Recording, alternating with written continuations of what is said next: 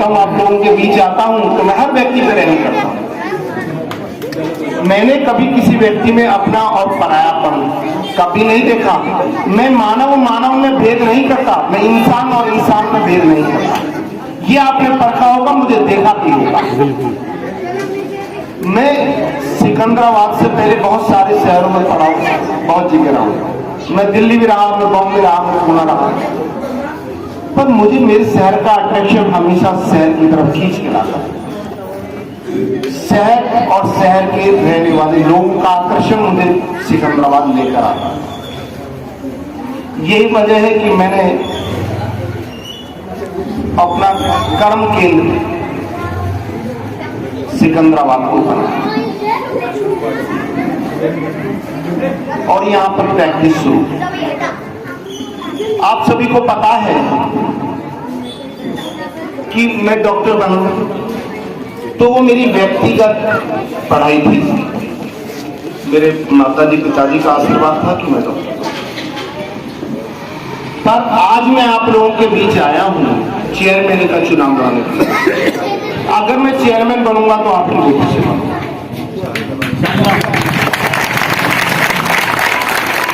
मैं चेयरमैन बनूंगा तो आपकी वोटों से बनूंगा।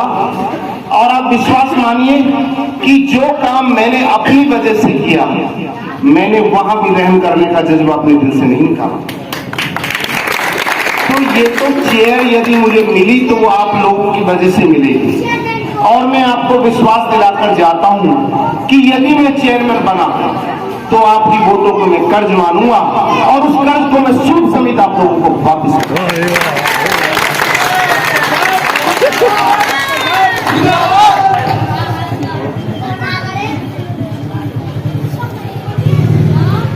आपने देखा होगा मेरी गुरबा पे रहम करने की आदत। अगर हम गुरबा पर अपने आसपास रहने वाले लोगों पे, गरीबों पे रहम नहीं करेंगे तो कौन है?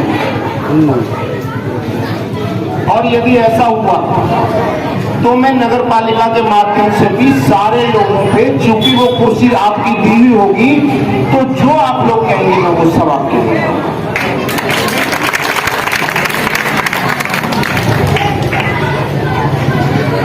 आपको सभी को, बहुत सबको नहीं तो कुछ लोगों को तो ये पता होगा कि एमएलए एमपी को जो फंड मिलता है उसकी एक लिमिटेशंस होती है। एमएलए और एमपी को जो फंड मिलता है उसकी एक लिमिट होती है। लोकसभा और विधानसभा पॉलिसी बनाने के लिए होती है। उनका इम्प्लीमेशन जो ग्राउंड लेवल पर होता है, नगर में इम्प्लीमेशन नगर पालिका अध्यक्ष के माध्यम से होता है और ग्रामीण योजनाओं का इम्प्लीमेशन ग्राम प्रधान के माध्यम से होता है। यदि ग्राम प्रधान 100% ईमानदार आ जाए तो निश्चित रूप से गांव का विकास होगा। और उसी प्रकार से नगर अध्यक्ष, नगर पालिका अध्यक्ष यदि 100% ईमानदार बन जाए तो नगर पालिका का विकास हो जाएगा। मैं आपको विश्वास दिलाता हूं, मैंने ऊपर वाले से वायदा किया है कि मैं नगर पालिका में 100% ईमानदार रहूंगा। मैं 1 रुपया निज कार्यों में खर्च नहीं करूंगा। ऐसा मेरा कमिटमेंट है। डॉक्टर साहब, आपको मैं भी कह रहा था कि विधायक की जो निधि होती है उसकी लिमिटेशंस होती है। विधायक को केवल 3 करोड़ रुपया साल में मिलता है। विधायक को मात्र 3 करोड़ रुपया मिलता है। और आप देखिए क्षेत्र कितना बड़ा होता है। एक विधानसभा में सिकंदराबाद निकाय आती है, गुलाबी निकाय आती है, ककोर निकाय आती है और 2 से गांव आते हैं। तो इतने बड़े क्षेत्र के लिए 3 करोड़ रुपए की कोई अहमियत नहीं होती। 3 करोड़ रुपया तो एक मोहल्ले की सड़क बनाने। लेकिन नगर पालिका में जो पैसा आता है उसकी कोई लिमिट नहीं होती। अगर चेयरमैन काबिल हो तो वो कुछ भी लिमिट हो सकती है। पर मैं पहली जो नगर की सरकार थी उसमें जो पैसा आया है मैं उसके बारे में आपको बताता हूँ। 150 करोड़ रुपए साल नगर पालिका में आता था। विधायक को 3 करोड़ रुपया, नगर पालिका में 150 करोड़। अब 150 करोड़ को 5 से मल्टीप्लाई कर दे, चूंकि नगर पालिका 5 साल चलती है, एक चेयरमैन 5 साल रहता है तो 750 करोड़ रुपया। आपको लगता है शहर की हालत देखिए कि 750 करोड़ रुपए शहर में लगे हैं? आज देश में जो सरकारें चल रही हैं, देश में मोदी सरकार है, प्रदेश में योगी सरकार है। जो मोदी सरकार ने सड़कें बनाई हैं, आप उनकी तरफ देखिए, रोज जाते होंगे पेरिफेरल एक्सप्रेसवे, लखनऊ एक्सप्रेस, उनके हालात अच्छे हैं, सड़कों में कहीं गड्ढा नहीं है। और प्रदेश सरकार ने भी जो सड़कें बनाई हैं उनके भी हालात अच्छे हैं। अब गुलाबी रोड प्रदेश सरकार की रोड है, अनूप शहर रोड, जहांगीराबाद रोड, ये प्रदेश सरकार की बनाई हुई रोड है। अगर आप इनको भी देखेंगे तो उनमें भी गड्ढे नहीं है। पर जो मेरे नगर की सरकार है, जिसको 750 करोड़ रुपया मिला 5 सालों में, उसकी बनी हुई सड़कों में गड्ढे ही गड्ढे। इसका मतलब जो इस नगर पालिका का मुखिया था, जो इस नगर की सरकार का हेड था, उसके जहन में अपने नगर के लोगों के लिए प्यार ही नहीं था। उसके जहन में खल के खिदमत का जज्बा ही नहीं था। अगर खल के खिदमत का जज्बा होता तो ये पूरा शहर गड्ढों से भरा हुआ नहीं होता।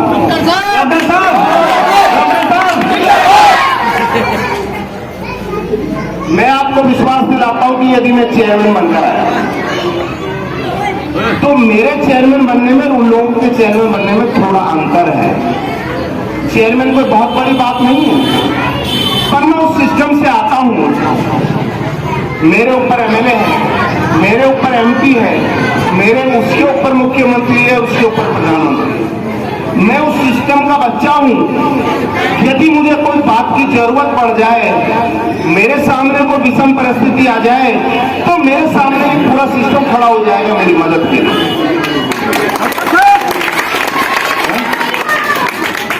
लेकिन यदि उन लोगों के सामने समस्या आ जाए तो सिस्टम उनकी मदद के लिए खड़ा नहीं होगा। अगर उनकी मदद के लिए खड़ा नहीं होगा तो नगर का विकास नहीं होगा। चूंकि अंसारियां में मेरे बहुत सारे दोस्त हैं, अब मैं आप लोगों के बीच बैठा हूं, दूसरे मोहल्लों में तो नाम ले देता हूं, यहां मैं नाम तो नहीं लूंगा। मेरे एक बहुत काबिल दोस्त और बड़े, मैं तो अपना सरपरस्त कहता हूं, मेरे बड़े भाई हैं। आप सब लोग मुझे बहुत सम्मान देते हैं, अंसारियां की नाम। और एक मेरा मुंह बोला छोटा भाई जो मुझसे बहुत प्यार है। मेरा छोटा भाई समाजवादी पार्टी का बड़ा नेता है। वो दोनों मेरे पास आए और उन्होंने आके मुझसे कहा कि भैया अब हम सिस्टम का हिस्सा नहीं है, ना केंद्र सरकार में हमारा कुछ, ना प्रदेश सरकार में कुछ। यदि आप चेयरमैन बन जाएंगे तो हम सिस्टम का हिस्सा बन जाएंगे। हमारी गुजारिश है आपसे कि नगर पालिका अध्यक्ष पद का टिकट आप जरूर ले लेना, और यदि आपने टिकट लिया तो मैं आपको विश्वास दिलाता हूं कि इंशाअल्लाह आप जीत कर आएंगे। मेरे भाई ने मुझसे कहा, अंसारी है, मैं उनका नाम नहीं लेना चाहता, एक मेरे बड़े भाई हैं, आप सब उनकी बहुत इज्जत करते हैं, बहुत एहतराम करते हैं, मैं भी बहुत इज्जत करता हूँ, बहुत। बोले हम लोग सिस्टम का हिस्सा नहीं है। यदि आप नगर पालिका अध्यक्ष पद का चुनाव जीत कर आते हैं तो आप सिस्टम का हिस्सा हो जाएंगे। आप सिस्टम का हिस्सा हो जाएंगे तो हम सबसे ही सिस्टम का हिस्सा हो जाएंगे, क्योंकि आप हमारे भाई हैं। पार्टियां भले अलग हो सकती हैं पर भाई अलग नहीं हो सकता।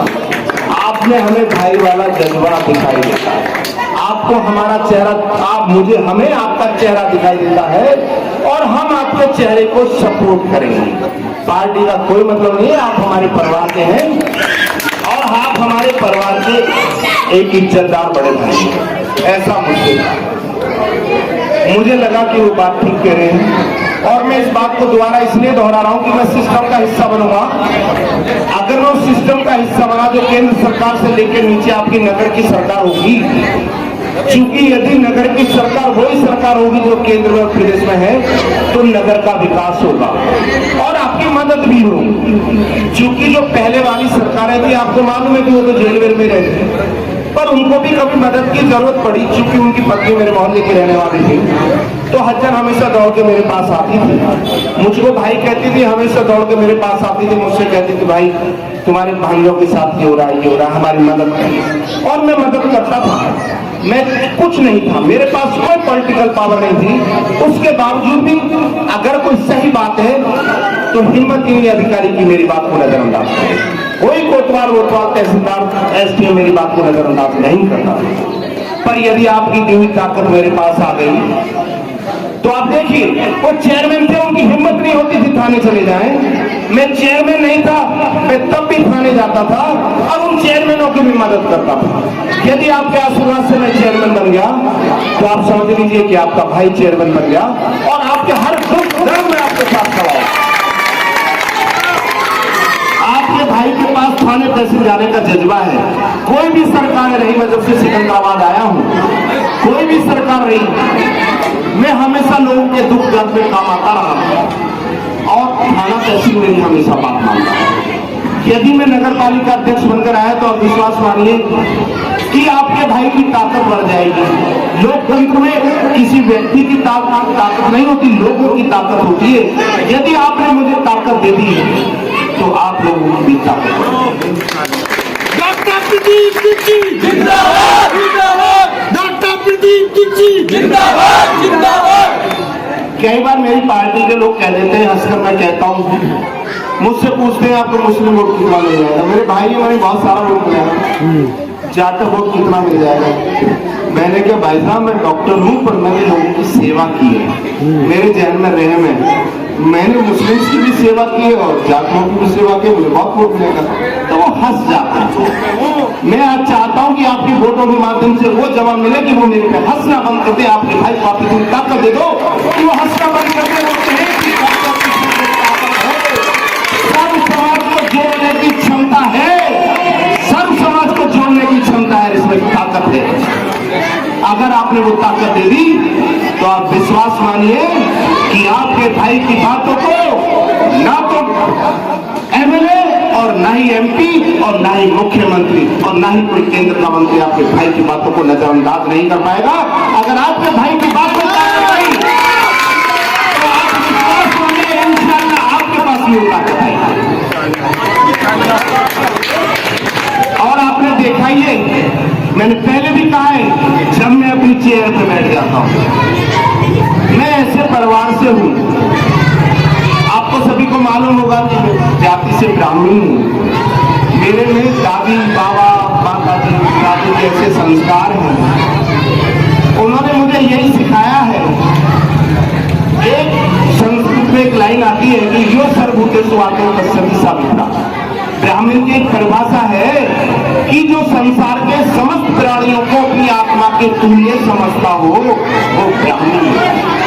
अर्थात जो व्यक्ति में तो भेद करता ही ना हो, जीव जंतुओं से भी प्यार करता हो। मैं उस वंश परंपरा में जन्मित हूँ। मेरी माताएं बहनें यदि मंदिर जाती थी तो चींटियों को भी दाना लेकर जाती थी, उनके छत्र के आसपास दाना डाल दिया करती थी। मैं उस वंश परंपरा से हूँ। जो व्यक्ति जीव जंतुओं में भी भेद नहीं करता वो मानव में भेद कैसे कर सकता है। इसलिए मैं आपको विश्वास दिलाकर जाता हूं, ना तो पिछले 23 सालों में आपने देखा होगा, ना तो पिछले 23 सालों में आपने देखा होगा कि डॉक्टर किसी ने मानव में भेद किया है। मेरे पास भाई सूखा है, भाई यासीन आए, डॉक्टर साहब आए या आरिफ भाई आए, शमशाद भाई आए, कोई भी या मेरा बिल्कुल पड़ोसी आ जाए, मैंने कभी किसी को सम्मान देने में भेद नहीं किया है। इतनी तो थोड़ी मैं कमी कर देता हूं कि गरीब अगर मेरे सामने आता है तो मैं उतना झुक जाता हूं जिससे मेरा गरीब संतुष्ट हो जाए।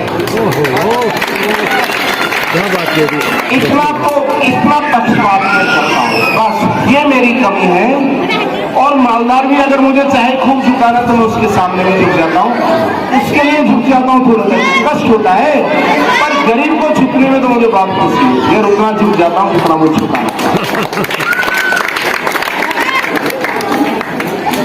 तो आप अपने भाई को विश्वास रखें और चूंकि आपका समाज बड़ा लिबरल समाज है, बड़ा सहज और सरल समाज है, मैंने अंसारियों को जितना भी परखा है मुझे लगता है कि ये बड़ा सहज सरल और सामंजस्य वाला समाज है। सब लोगों के साथ सामंजस्य बिठा लेता है और सबके साथ सहजता सरलता का व्यवहार करता है और कोई लड़ाई झगड़े वाला भाव आप लोगों में रहता नहीं। बिल्कुल मैं कहूँ कि जैसे हमारा समाज होता है ना, जैसे बनियों के, तो बनियों जैसे तो नहीं है आप, पर बनियों और पंडितों के बीच की एक कड़ी है, आपका व्यवहार उस जैसा है।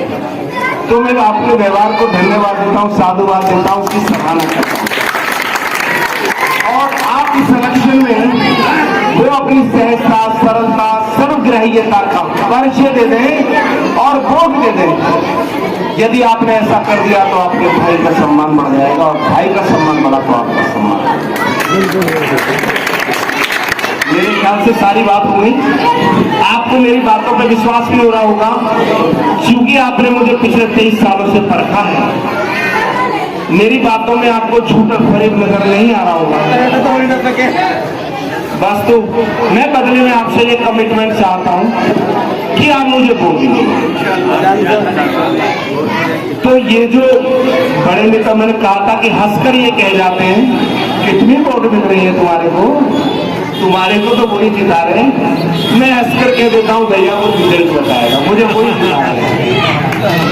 तो आप जिता दो, मेरी बात को बल मिल जाएगा, मेरी बात को ताकत मिल जाएगी, और अगर वो ताकत मिली तो मैं सबसे पहले आपके बीच उपस्थित हो जाऊंगा।